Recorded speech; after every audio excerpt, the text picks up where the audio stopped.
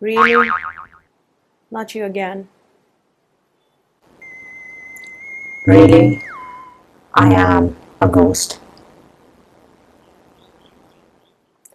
Do you guys really do this on your own, or do you have a schedule or a scheduling team or a roster to follow?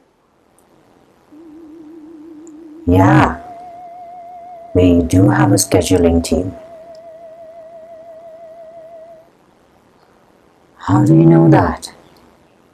I bet on this, you guys do have a roster, and you must be having a scheduling team. Are you pulled out for this one? You look kind of like overworked, frustrated, and not so interested in the gig. One spirit is still busy, stuck with the crew. So they pulled me out to scare you.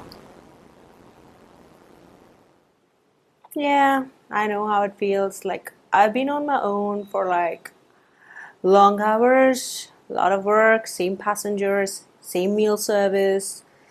Uh, I know how it feels. Yeah, right.